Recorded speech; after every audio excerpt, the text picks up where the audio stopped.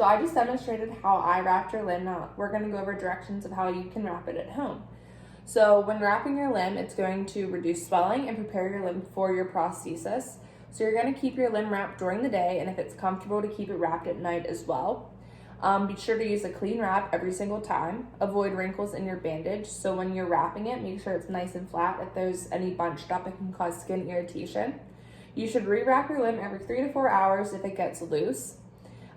Taking the bandage completely off, starting again. Your bandage should not cause pain. If it does, again, remove it, put it back on. And when you're using an ACE bandage, you want to wrap it in the shape of a figure 8.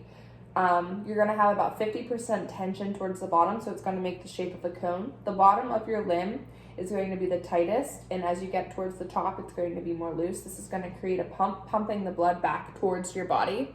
Again, the wrap needs to be flat without any wrinkles. So, skincare. It's important to check your skin daily because you don't want infection to occur. So you want it to be free of any discoloration, redness, if it's excess swelling, if it has a foul odor, or if your skin appears to be chalky, you need to contact your doctor. So tips to keep your skin nice and clean: make sure it's really dry, clean. Use mild soap and warm water and rinse well, and then dry it very gently. You may want to shower at night. That way, when you wake up in the morning, your skin's nice and dry when you wrap it to put on your prosthesis. Do not soak or shave your limb. Watch for signs of infection, again, like I had mentioned. Check both legs each night for open sores and blisters if you notice them.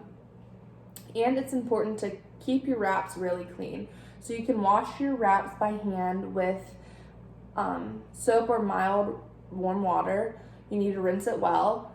Do not roll your wraps up when they're wet. Make sure they're completely dry. You can roll the wraps in a towel to remove the extra water, but then lay them nice and flat so they can dry before you can put them on. Don't wring your wraps out when they're full of water. That can cause them to disform, and keep them away from excess heat or sunlight, and don't hang the wraps to dry. Make sure they're laid nice and flat so they maintain a nice wrapped length. If you have any questions, contact your doctor, or you can contact me.